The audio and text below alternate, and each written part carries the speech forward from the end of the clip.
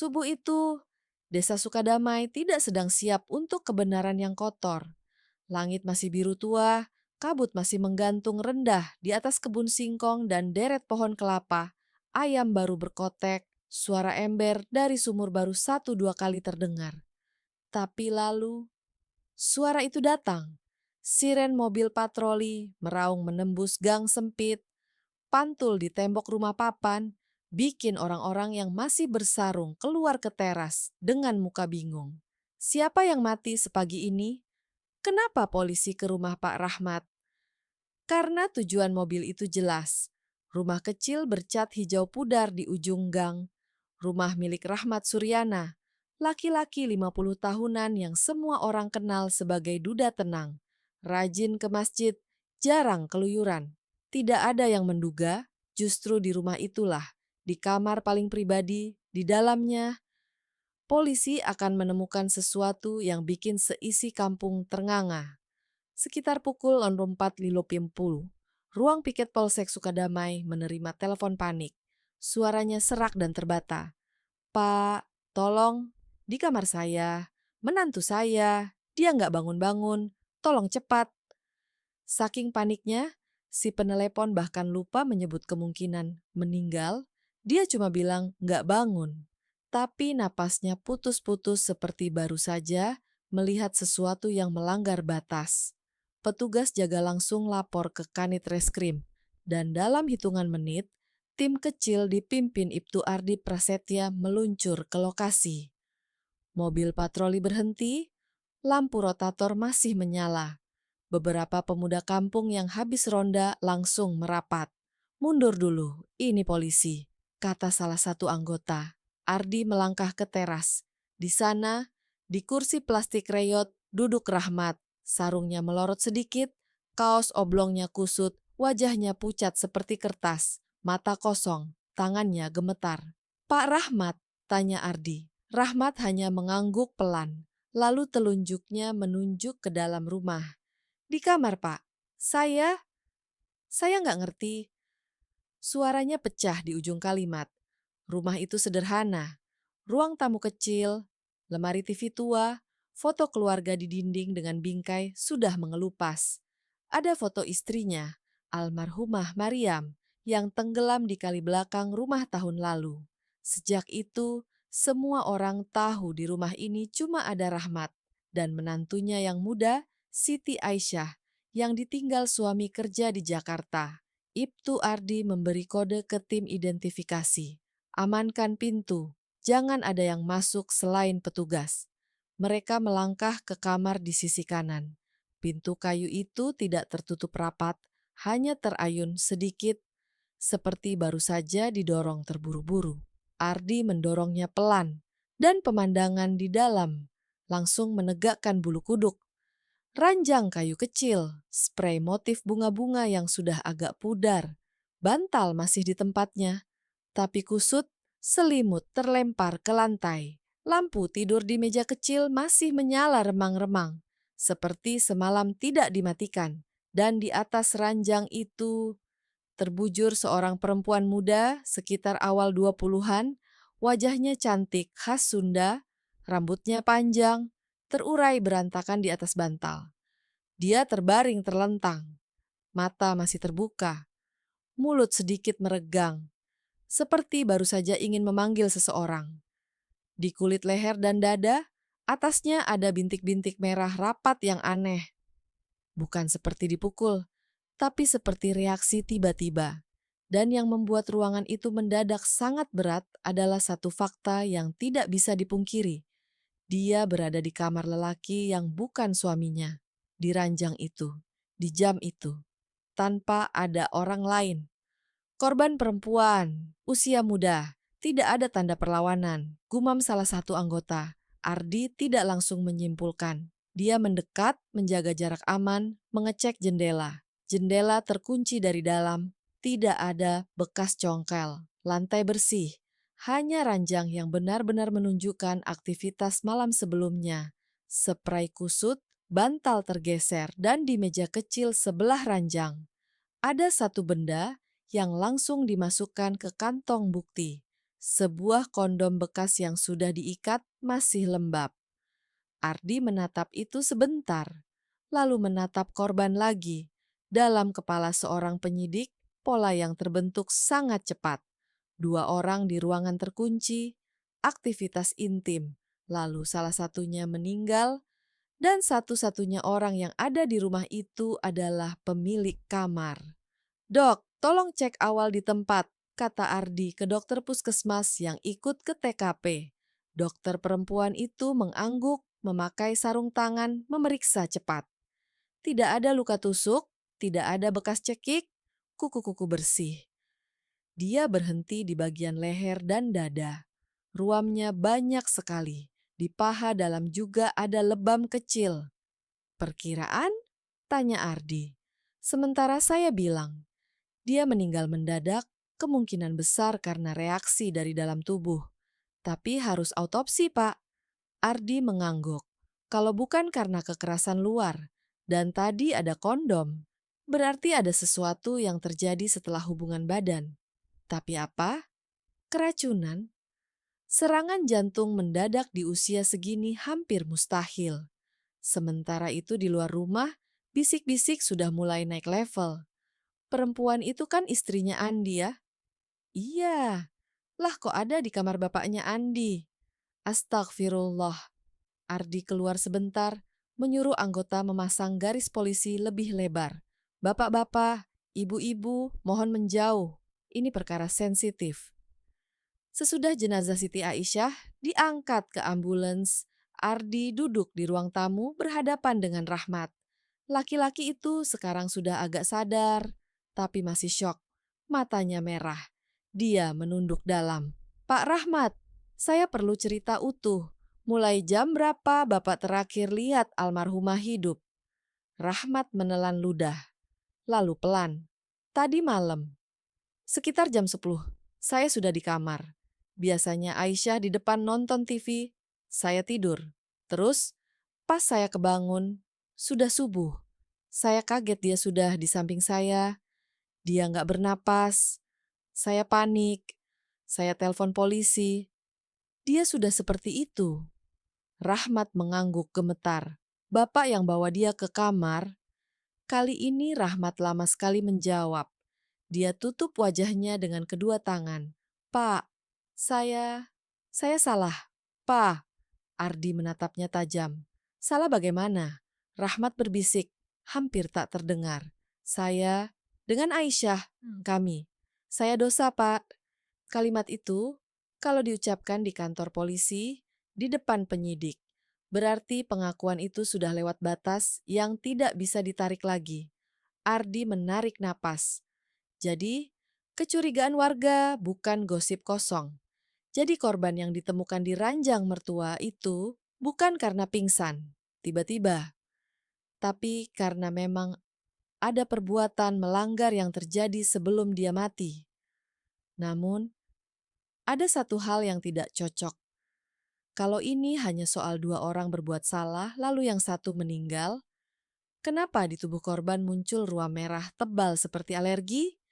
Kenapa tidak ada bekas cekik? Kenapa kondomnya justru dari jenis yang nanti akan diketahui sangat berbahaya buat korban? "Pak Rahmat," Ardi bersandar sedikit. "Bapak sejak kapan hubungan dengan menantu?" Baru, baru beberapa bulan ini, Pak. Setelah istri saya meninggal, Bapak sadar ini melanggar." "Iya, Pak. Saya sadar, saya khilaf." Rahmat menangis.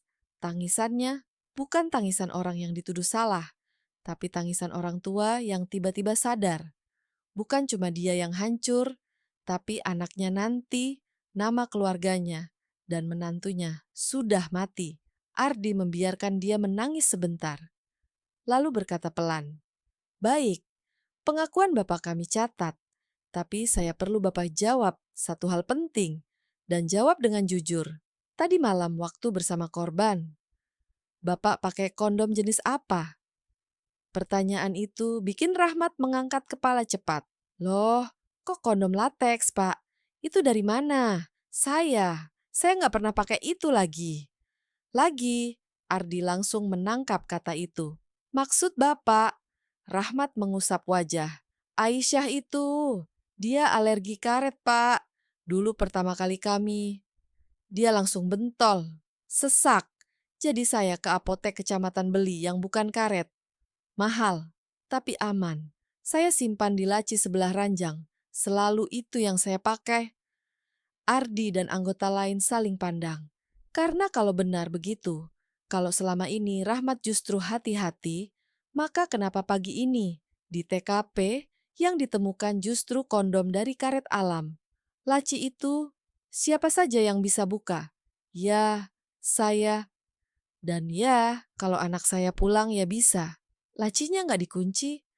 Tapi Rahmat menunduk. Anak saya, kalau tahu saya begini, dia bisa bunuh saya, Pak. Di situ, di menit-menit pertama itulah, kasus ini berubah dari mertua tidur dengan menantu, lalu menantu mati, menjadi sesuatu yang jauh lebih gelap.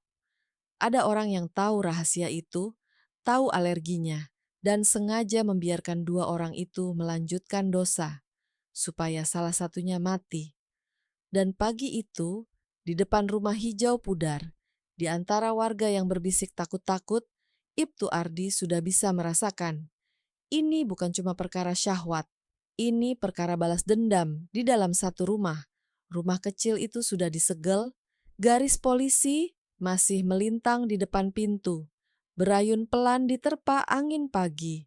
Warga yang lewat hanya bisa mengintip dari jauh, berbisik pelan seolah takut memanggil arwah. Tapi di balik tembok, Polsek Sukadamai, penyelidikan baru saja dimulai. Pukul 8 pagi, laporan awal dari Rumah Sakit Umum Ciawi sudah tiba di meja penyidik. Hasil pemeriksaan luar menunjukkan tidak ada tanda kekerasan, tidak ada luka lebam besar, tidak ada tulang patah, tidak ada bekas cekikan di leher.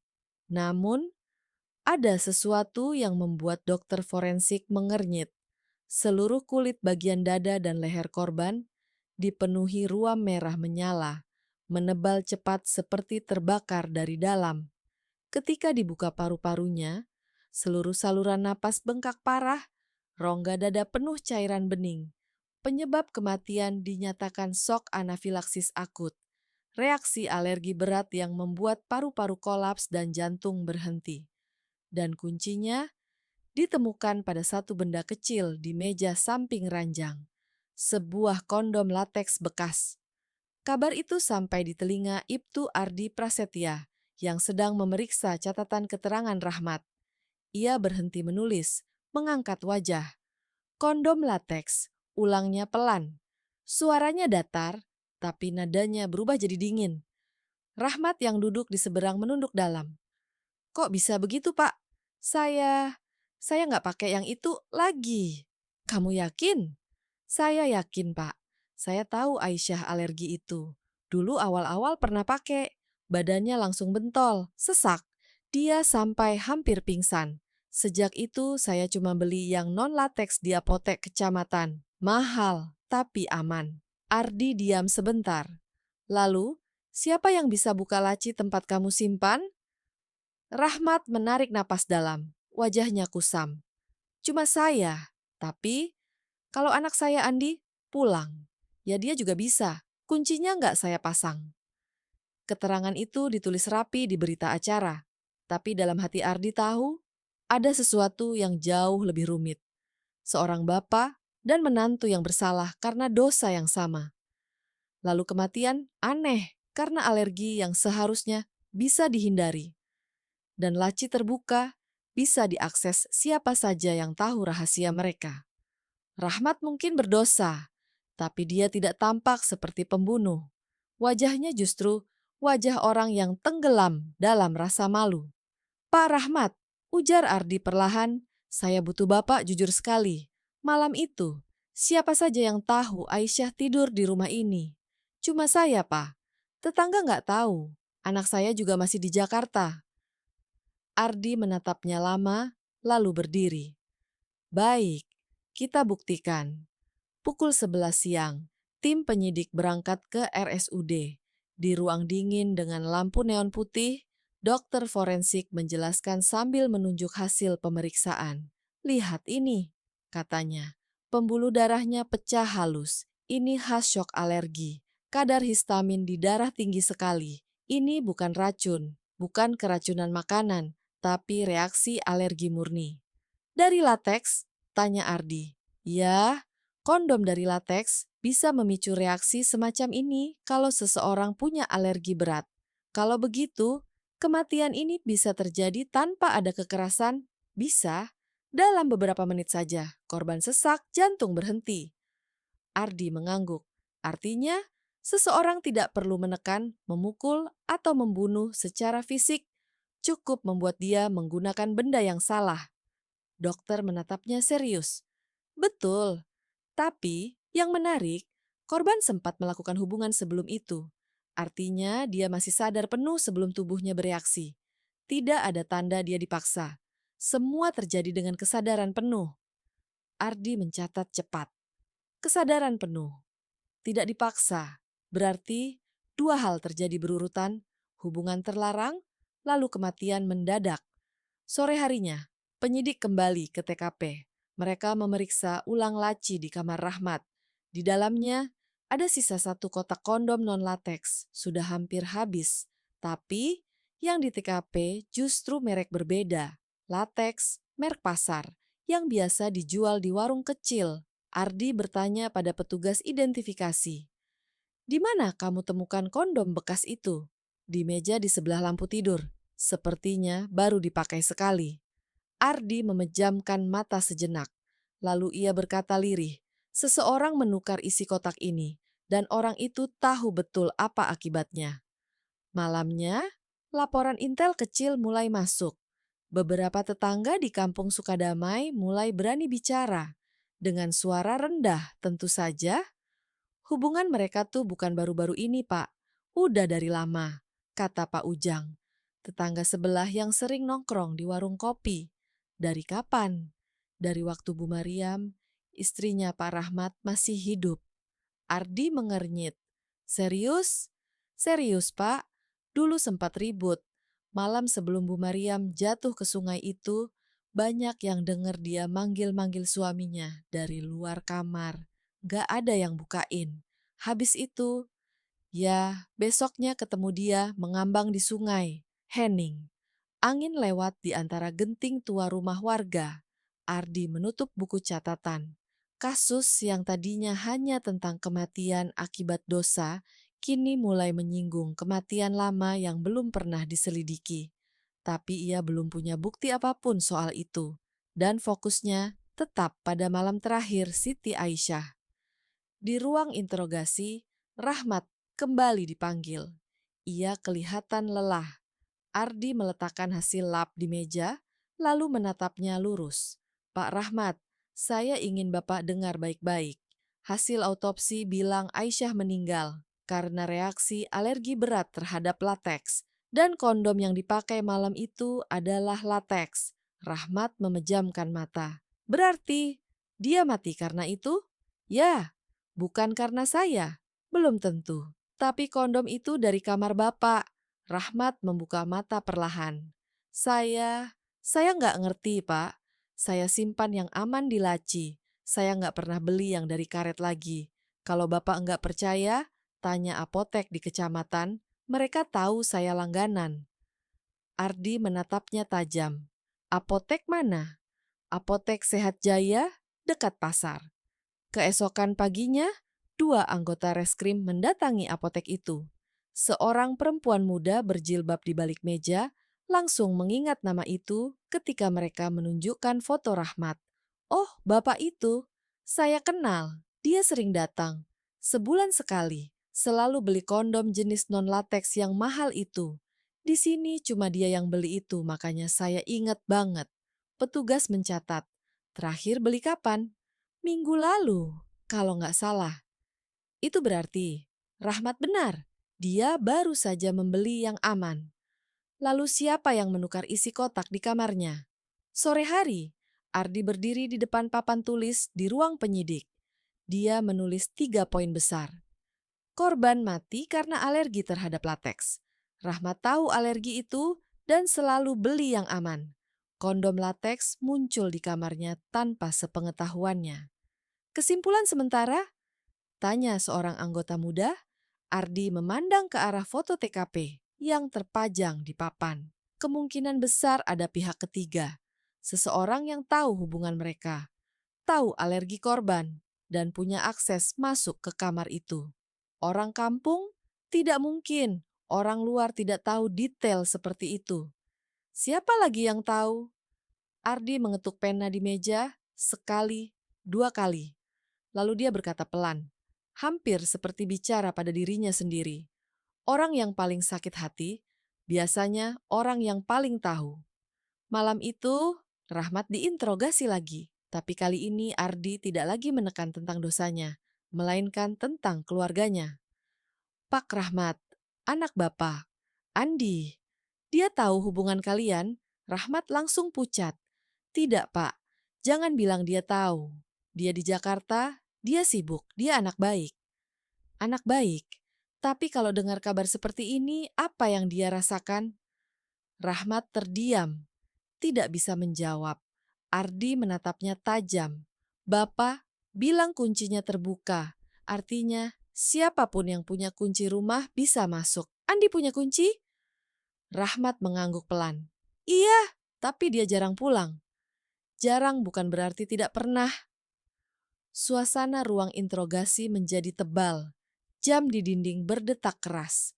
Rahmat mengusap wajahnya dengan kedua tangan. Napasnya berat. Saya minta ampun, Pak. Semua ini karena saya. Kalau Bapak berdosa, hukum akan bicara. Tapi kalau ada yang sengaja bikin orang mati karena dendam, itu bukan dosa lagi. Itu pembunuhan. Rahmat menunduk, menangis tanpa suara. Di luar ruangan, Ardi menatap langit malam lewat jendela. Langit hitam tanpa bintang. Ia tahu, di kampung seperti Sukadamai, semua orang saling mengenal. Tidak ada rahasia yang bisa disembunyikan terlalu lama, apalagi rahasia sebusuk ini. Dia tahu, mulai esok pagi, semua mata akan tertuju pada satu nama, Andi Rahman, anak lelaki satu-satunya yang bekerja di Jakarta, yang mungkin tahu lebih banyak daripada yang dia katakan. Dan untuk pertama kalinya, Ardi merasakan sesuatu yang dingin menjalar di tengkuknya. Bukan karena mayat, bukan karena dosa, tapi karena sesuatu yang lebih mengerikan. Balas dendam yang lahir dari dalam keluarga sendiri. Keesokan paginya, laporan resmi dari forensik turun. Detailnya kaku dan dingin seperti angka statistik, tapi setiap kalimatnya seperti pisau. Korban, Siti Aisyah. Penyebab kematian, anafilaktik shock akibat reaksi alergi berat terhadap protein lateks alami. Tidak ditemukan tanda kekerasan fisik eksternal maupun internal. Dan di bawahnya, satu catatan kecil dari dokter. Kematian dapat terjadi dalam 3-5 menit setelah kontak dengan agen alergi. Ardi membaca ulang kalimat itu berkali-kali. 3-5 menit. Berarti ketika tubuh Aisyah mulai bereaksi, Rahmat mungkin masih memeluknya. Mungkin masih berpikir istrinya cuman pingsan. Dan dalam 5 menit, semuanya selesai. Laporan itu ditutup. Tanda tangan basah di pojok. Ardi menyandarkan tubuh, menatap tembok. Kasus ini belum berakhir, justru baru dimulai. Karena untuk menemukan siapa yang menukar isi kotak itu, dia harus menggali lebih dalam ke masa lalu, keluarga Suryana. Dan setiap langkah ke belakang berarti semakin dekat ke rahasia yang lebih busuk. Malam mulai turun lagi di Sukadamai. Garis polisi masih terpasang, tapi di balik jendela rumah kosong itu, bayangan terasa bergerak. Angin mengayun gorden perlahan, seperti ada yang berbisik. Kebenaran belum selesai. Dan di benak Ibtu Ardi, satu nama terus berputar, pelan, tapi tak mau hilang. Andi, anak yang kehilangan ibu, anak yang mungkin tahu ayahnya tidur dengan istrinya sendiri, dan anak yang mungkin sudah menyiapkan rencana sejak lama. Hujan gerimis mulai turun sore itu di Kecamatan Sukadamai. Langit berwarna abu tua, udara dingin menempel di kulit seperti kabut yang enggan pergi.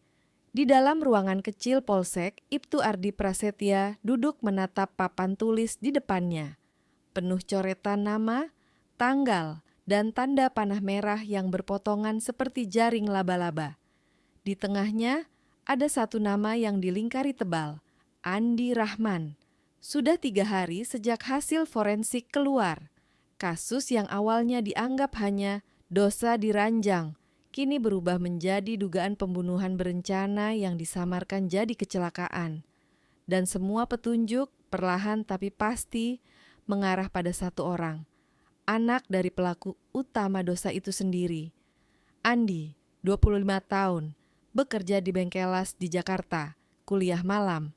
Warga kampung menyebutnya anak baik, rajin kirim uang ke ayahnya, sopan kalau pulang kampung. Tapi di balik pujian itu, ada tatapan lain, tatapan kasihan, bahkan ngeri, sejak rahasia kelam ayahnya terbuka. Seseorang yang baik bisa berubah jadi apapun kalau harga dirinya diinjak. Ardi menyalakan rokok, menatap berkas laporan saksi-saksi. Pak Ujang bilang, Andi terakhir pulang seminggu sebelum kejadian. Pak RT bilang, sempat lihat Andi di warung beli kopi malam-malam, tapi besok paginya sudah tidak ada. Tidak ada yang melihat dia pergi naik apa atau kemana. Di catatan kampusnya, Andi tercatat izin 2 hari untuk urusan keluarga. Dan di kosnya di Jakarta, menurut teman sekamarnya, dia bilang ingin pulang sebentar, mau ambil barang di rumah, tapi tidak ada yang tahu kapan tepatnya dia berangkat kembali. Dan yang lebih aneh lagi, ada seseorang di Jakarta yang melihat Andi di apotek, membeli sesuatu dalam jumlah besar. Ardi memanggil 2 anak buahnya, Reno dan Bagus. Besok kalian berangkat ke Jakarta. Cari apotek di sekitar kos Andi. Tunjukkan fotonya. Tanya apa dia pernah beli sesuatu yang tidak biasa. Barang apa, Pak? Tanya Reno. Kondom, banyak, merek biasa, yang dari lateks. Reno hampir terbatuk mendengarnya. Serius, Pak? Serius. Dan jangan bilang kalian sedang cari barang bukti pembunuhan. Cukup bilang ini bagian dari pengecekan transaksi. Mereka berangkat dini hari. Jakarta menyambut dengan suara klakson dan hujan yang tidak pernah berhenti. 3 jam kemudian, 2 penyidik itu berpencar di kawasan tempat Andi tinggal. Mereka masuk dari satu apotek ke apotek lain, menunjukkan foto Andi, mencatat reaksi tiap penjaga toko. Hampir 10 tempat tidak ada hasil. Sampai akhirnya, di sebuah apotek kecil di tepi jalan raya yang ramai kendaraan, seorang perempuan muda mengenali wajah itu. Oh iya, saya ingat. Pemuda ini pernah datang, mungkin 2 minggu lalu. Ada bekas luka kecil di alis kirinya. Dia beli kondom, tapi banyak sekali. Berapa banyak? Tanya Reno. 3 atau 4 kotak. Semua merek lokal, lateks. Saya sempat heran, tapi dia bilang untuk teman. Kami tidak curiga. Dia beli apa lagi selain itu? Nggak ada, cuman itu. Dan kelihatan tergesa. Reno dan Bagus saling berpandangan. Keduanya tahu kalau yang dibeli itu bukan untuk dipakai di Jakarta. Mereka segera menulis laporan cepat dan mengirimkan hasil ke Ardi lewat telepon. Suara Ardi di seberang terdengar datar, tapi jelas menahan sesuatu.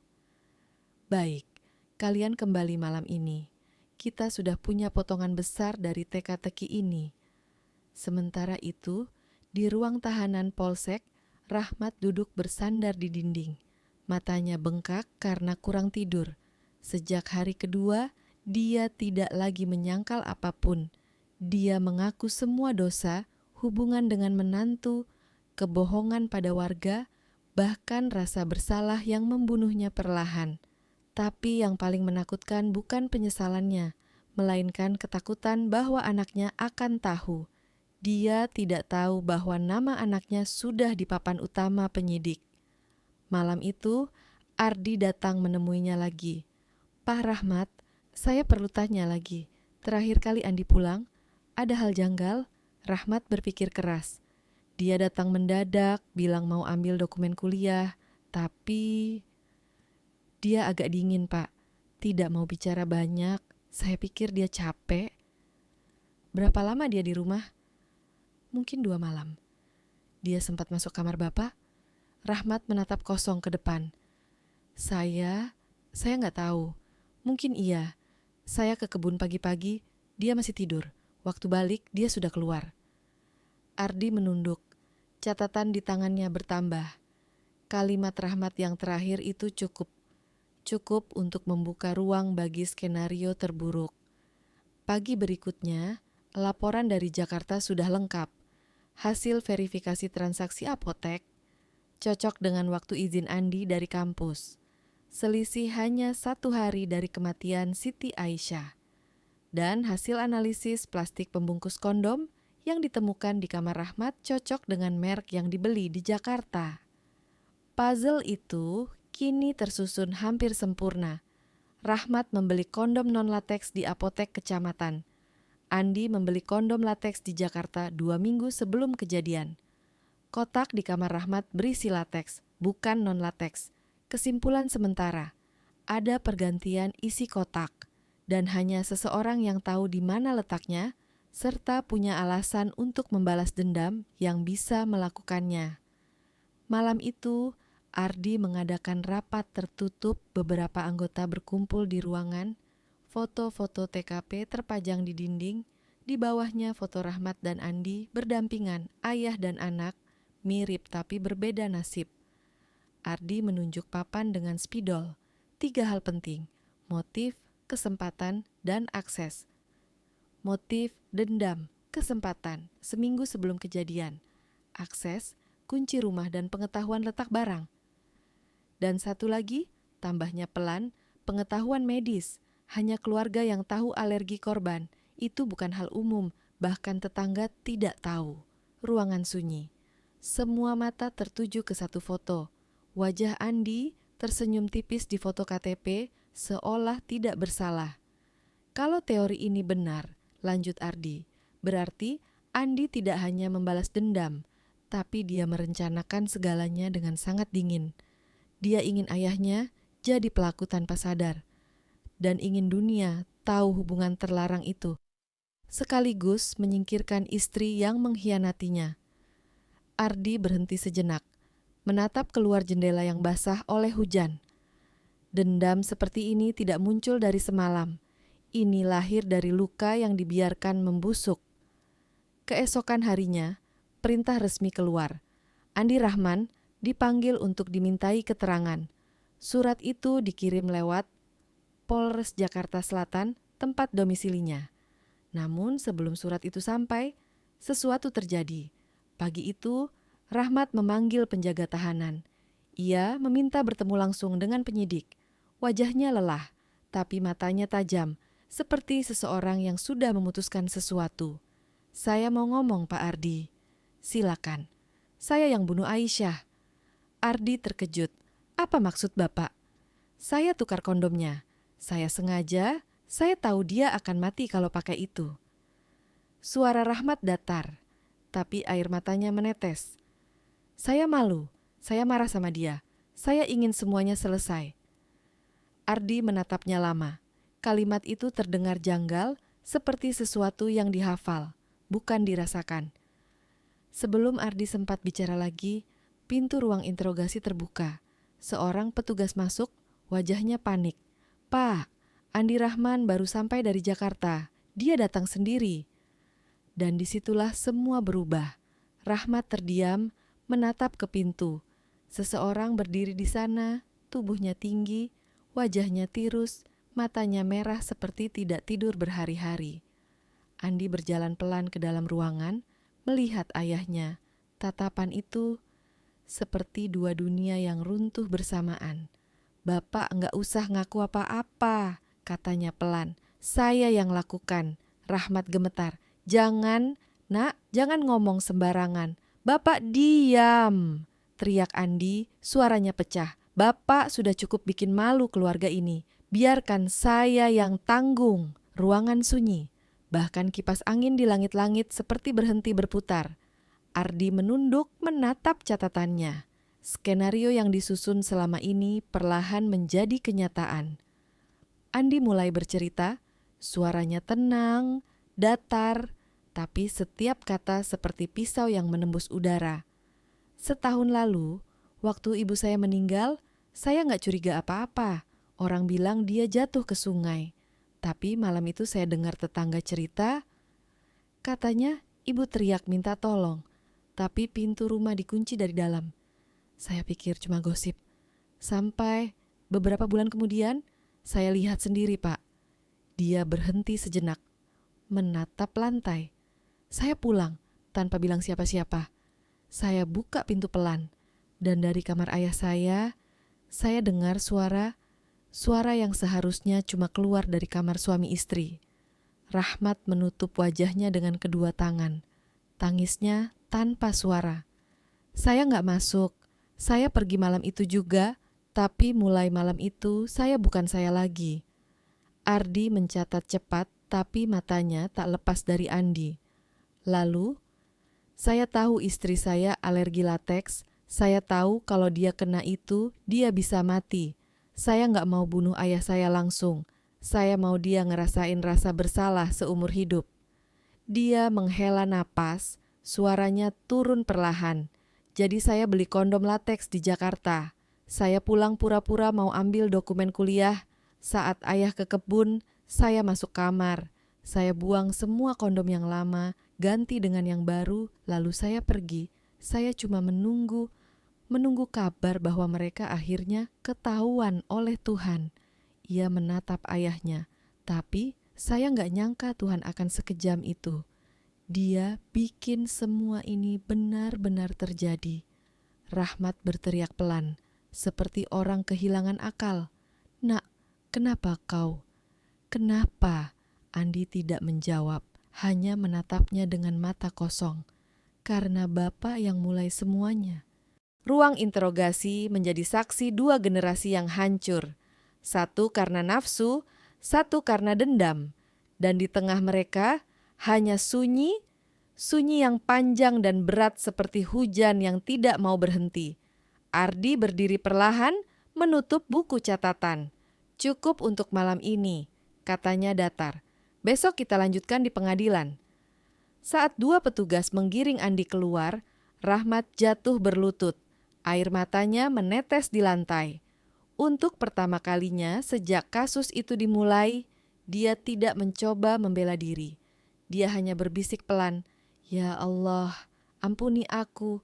Aku telah membesarkan anak yang belajar dosa dariku." Malam itu, Ardi duduk sendiri di ruangannya. Hujan masih turun. Lampu neon di atas kepalanya bergetar pelan, menimbulkan dengung halus. Ia menatap dua foto di mejanya, Rahmat dan Andi. Ayah dan anak, dua sisi dari cermin yang sama. Yang satu hancur karena dosa, yang satu tenggelam karena dendam. Dan ia sadar, kadang kejahatan paling kejam tidak dilakukan oleh orang asing, tapi oleh mereka yang saling mencintai. Karena cinta yang berubah jadi luka tidak pernah bisa ditebak arahnya. Pagi di Sukadamai selalu tenang, tapi pagi setelah pengakuan itu, udara terasa lain. Di halaman polsek, embun menempel di kaca mobil tahanan dan beberapa petugas berdiri lebih kaku dari biasanya. Tak ada yang berani bercanda karena semua tahu kasus yang mereka tangani bukan lagi perkara dosa, tapi tragedi keluarga yang berubah jadi pembunuhan dengan rencana sehalus benang. Di ruang interogasi, Andi Rahman duduk tenang. Tangan diborgol, tapi tubuhnya tegap. Tidak ada tanda penyesalan di wajahnya, hanya kelelahan panjang seperti seseorang yang sudah selesai dengan segalanya. Di seberang meja, Ibtu Ardi menatapnya tajam. Kertas-kertas di hadapan mereka berisi detail yang menyakitkan. Jadwal pulang, waktu pembelian kondom lateks, kesaksian apoteker, hingga tanda tangan izin kuliah palsu, semua cocok. Ardi membuka rekaman suara, klik, suara Andi dari malam sebelumnya terdengar pelan tapi jelas. Saya ganti kondom di kamar ayah saya. Saya tahu apa akibatnya. Saya ingin mereka membayar. Suara berhenti. Ruangan sunyi. Ardi menyandarkan tubuhnya ke kursi. Andi, katanya pelan, kamu tahu apa yang kamu lakukan itu termasuk pembunuhan berencana? Andi menatap lurus. Saya tahu, dan kamu tahu apa hukumannya. Saya tidak peduli. Ardi mengetuk pena di meja, pelan-pelan. Katakan padaku, kenapa kamu tidak membunuh ayahmu langsung? Kenapa lewat cara ini? Andi tersenyum tipis, senyum yang lebih mirip luka daripada ekspresi manusia. Kalau saya bunuh dia, orang akan mengasihani dia, orang akan bilang dia korban amarah anak durhaka. Tapi, kalau dia membunuh istri saya dengan tangannya sendiri, dunia akan tahu siapa dia sebenarnya. Ardi diam. Dalam hati, ia tahu jawaban itu benar-benar keluar dari tempat paling gelap di jiwa seseorang. Andi menunduk, lalu melanjutkan dengan suara lebih pelan. Bapak mungkin gak percaya, tapi sebelum saya rencanakan semua ini, saya sempat berdoa, Pak. Berdoa? Iya, saya minta Tuhan kasih hukuman untuk mereka. Tapi hari demi hari berlalu, tidak ada apa-apa. Saya mulai sadar, mungkin Tuhan memang menunggu saya yang bertindak. Dia berhenti sebentar, lalu tersenyum getir. Jadi saya lakukan itu. Saya cuma menukar kotak kecil, tidak pakai pisau, tidak pakai darah. Tapi saya tahu, setelah itu, hidup mereka gak akan pernah sama lagi. Ardi menatapnya lama. Dan kamu sadar, satu dari mereka mati, satu lagi di penjara. Andi menatap balik, matanya basah tapi tajam. Justru itu, Pak. Itulah keadilan saya. Sementara itu, di ruang lain, Rahmat Suryana duduk dengan kepala tertunduk. Tangannya gemetar, napasnya pendek. Setiap kata pengakuan anaknya terasa seperti pukulan yang menghancurkan dada. Aku yang salah, gumamnya berulang-ulang. Aku yang bikin dia jadi seperti itu. Petugas jaga mencoba menenangkan, tapi Rahmat menolak bicara. Ia cuma duduk di sudut, pandangannya kosong ke lantai. Entah menyesali masa lalu, atau sedang menatap bayangan dirinya sendiri di sana. Sore itu, berkas perkara selesai disusun. Ardi menandatangani laporan akhir untuk diserahkan ke Kejaksaan Negeri Bogor. 2 nama di berkas itu, Rahmat Suryana, tersangka hubungan terlarang, Andi Rahman, tersangka pembunuhan berencana. Ardi membaca ulang paragraf terakhir sebelum menutup map. Motif utama pelaku adalah dendam dan penghukuman moral terhadap ayah kandung dan istrinya yang terlibat dalam hubungan amoral. Tindakan dilakukan dengan cara mengganti barang pribadi korban dan pelaku utama lainnya, sehingga menyebabkan kematian korban secara tidak langsung akibat reaksi alergi fatal. Ia menutup map perlahan. Dalam karirnya sebagai penyidik, ia pernah menghadapi banyak pelaku yang kejam. Tapi kali ini, yang paling menakutkan bukan caranya membunuh, melainkan ketenangan saat pelaku menceritakan semuanya, seolah itu adalah sesuatu yang benar. Malam menjelang, hujan turun lagi. Cahaya lampu jalan menetes di genangan air di depan polsek, menciptakan bayangan berwarna kuning. Di ruang tahanan, Rahmat dan Andi ditempatkan di sel terpisah. Namun tembok di antara mereka cukup tipis untuk mendengar napas masing-masing. Kadang malam hari, Rahmat berbisik, Andi, nak, maafin Bapak. Tapi tidak pernah ada jawaban dari seberang dinding. Hanya suara jangkrik dan tetesan air dari atap yang bocor. Sampai suatu malam, Ardi sendiri yang mendengar percakapan itu. Dia berdiri di lorong, di luar sel, tanpa menyalakan lampu senter. Suara Rahmat pelan dan parau, penuh penyesalan. Bapak gak pernah maksud nyakitin ibumu, nak. Semua terjadi karena Bapak bodoh, karena kesepian. Tapi kamu menghukum orang dengan cara yang lebih kejam dari siapapun. Dan setelah beberapa detik sunyi, suara Andi terdengar dari balik tembok, datar dan pelan. Saya cuma meniru, Pak. Saya belajar dari Bapak. Bapak juga membunuh ibu, cuma caranya beda. Ardi menutup mata. Kata-kata itu menembus dinding, menembus hati. Hari berikutnya, berita kasus ini menyebar ke media lokal. Judul-judul surat kabar berteriak dengan huruf besar. Tragedi keluarga di Sukadamai, anak buat ayah jadi pembunuh. Warga berkerumun di warung kopi, membicarakan kisah yang tak bisa mereka percaya sepenuhnya. Ada yang mencaci, ada yang iba, ada yang hanya diam karena takut mengutuk terlalu cepat. Kasihan, tapi ya dosa besar itu, Pak, kata seorang lelaki tua di warung. Yang satu ikut hawa nafsu, yang satu ikut amarah, sama-sama kalah sama iblis. Beberapa hari kemudian, kejaksaan memutuskan berkas lengkap dan siap disidangkan. Tanggal persidangan pun ditetapkan. 2 mobil tahanan disiapkan, 1 untuk Rahmat, 1 untuk Andi. 2 orang, 2 generasi, 2 jalan menuju penghakiman. Sebelum berangkat, Ardi sempat mendekat ke sel Andi. Dia ingin tahu satu hal terakhir. Andi, katanya pelan, kalau kamu bisa memutar waktu, kamu akan tetap lakukan itu? Andi menatapnya lama, lalu menjawab tanpa ragu, ya Pak, karena kadang satu dosa cuma bisa dibersihkan dengan dosa lain.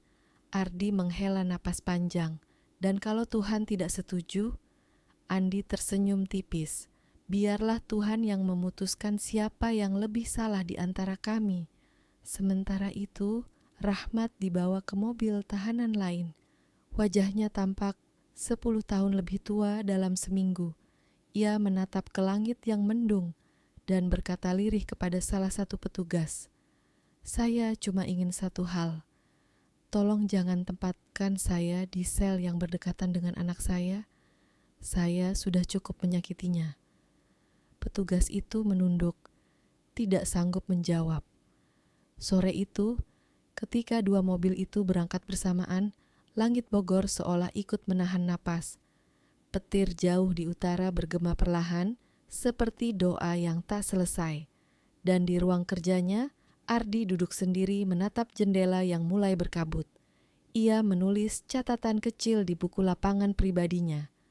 Kadang, kejahatan terbesar tidak dimulai dari niat membunuh, tapi dari rasa sakit yang tidak disembuhkan. Ia menutup buku itu, menatap ke arah 2 mobil tahanan yang perlahan menghilang di tikungan. Dan di kasus ini, bisiknya, 2 orang itu sama-sama mati, 1 di penjara, 1 di dalam dirinya sendiri. Malamnya, di sel tahanan penampungan sementara, Andi memejamkan mata. Kepalanya bersandar ke dinding dingin. Suara rantai pintu terdengar di luar. Lalu samar-samar ia mendengar adzan Isya dari kejauhan. Ia tersenyum kecil. "Lihat Bu," bisiknya pelan. "Sekarang mereka semua tahu ibu tidak mati sia-sia." Dan di sel sebelah, Rahmat berlutut menangis tanpa suara. 1 kalimat keluar berulang-ulang dari bibirnya yang kering. "Ya Allah, kalau Engkau ingin menghukum, hukum aku saja, jangan anakku." Tapi tak ada jawaban, hanya bunyi rantai besi beradu pelan dengan dinding, seperti doa yang tak sampai ke langit. Keesokan harinya, saat Ardi datang untuk memastikan keberangkatan tahanan ke pengadilan, ia mendapati sesuatu yang aneh. Andi sedang membaca koran. Berita tentang dirinya sendiri terpampang di halaman depan.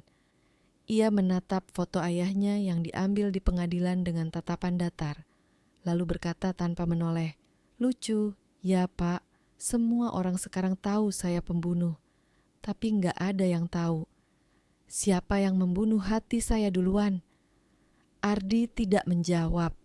Ia tahu beberapa luka tidak diciptakan oleh pisau, tapi oleh keheningan dan pengkhianatan yang terlalu lama dipendam. Sore itu, Langit Sukadamai mulai cerah lagi.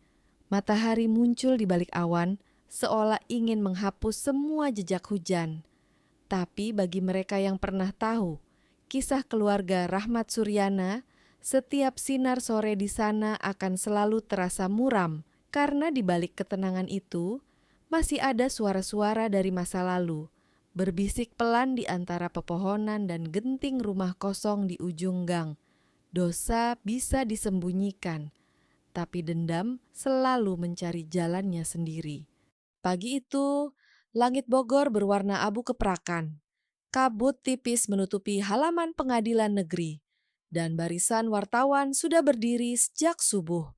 Mikrofon, kamera, dan lensa panjang menunggu dua mobil tahanan yang akan datang dari Polres Sukadamai. Kasus ayah anak yang menggemparkan itu telah menjadi tajuk utama di seluruh media Jawa Barat.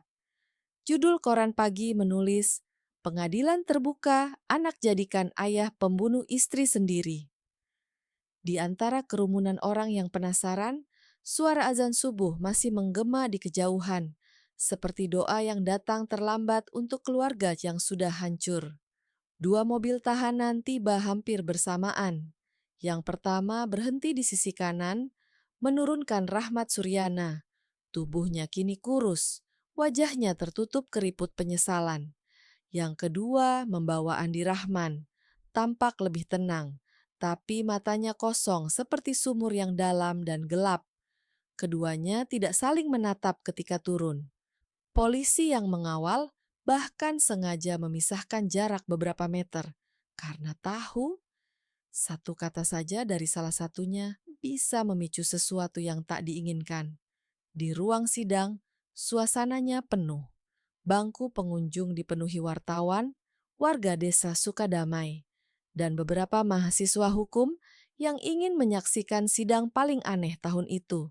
Majelis hakim terdiri dari 3 orang. Di tengah ruangan berdiri meja jaksa dan pengacara pembela, dan di ujung ruangan 2 kursi terdakwa.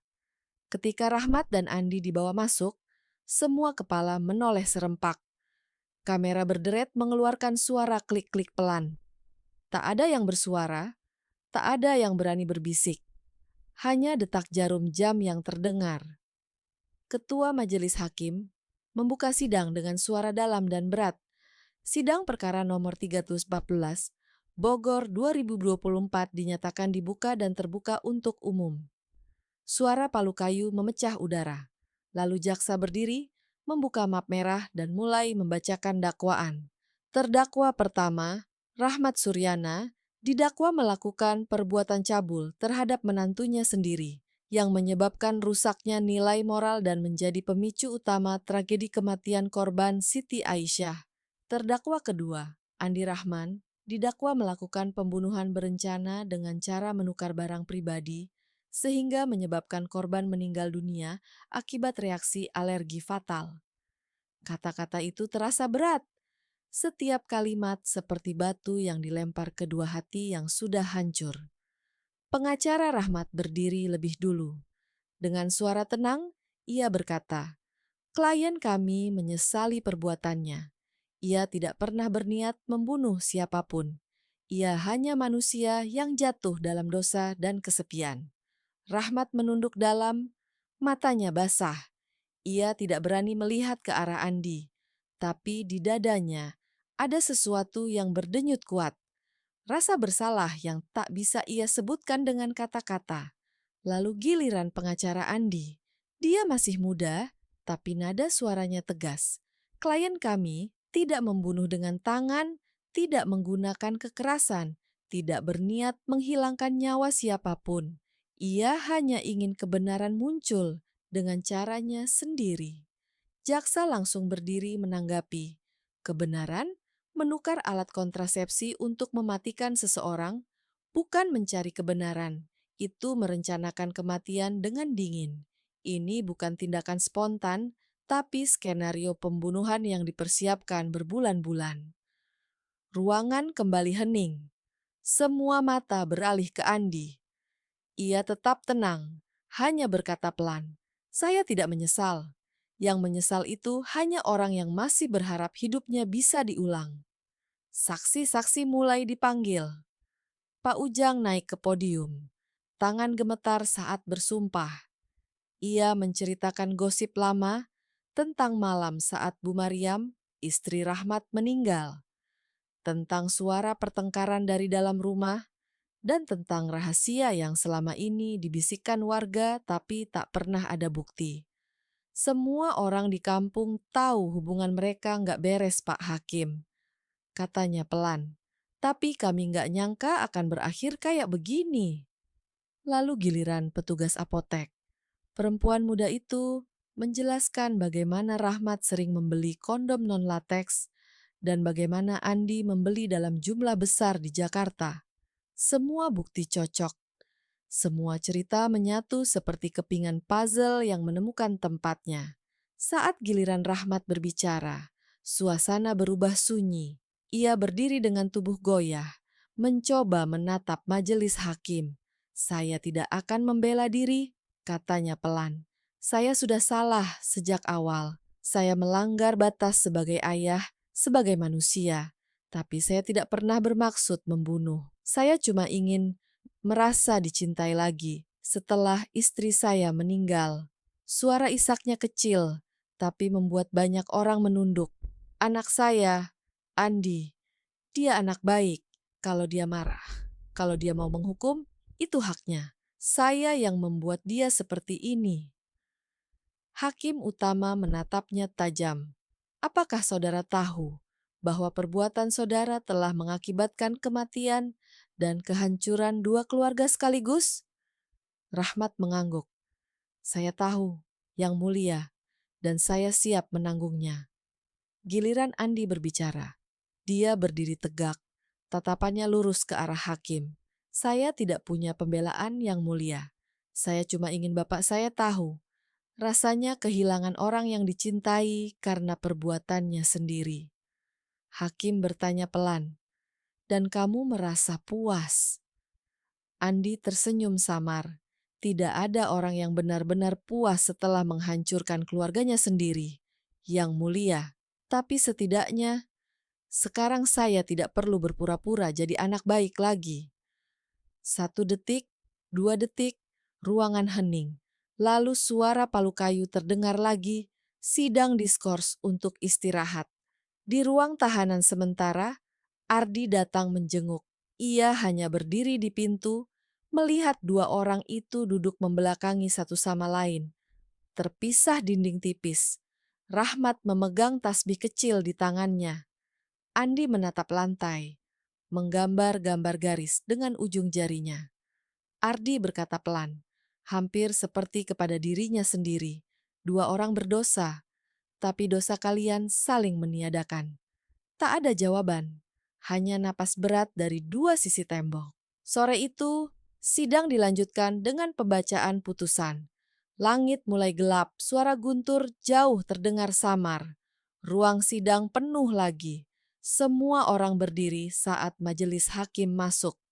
Ketua majelis membuka map tebal di depannya, menatap dua terdakwa bergantian.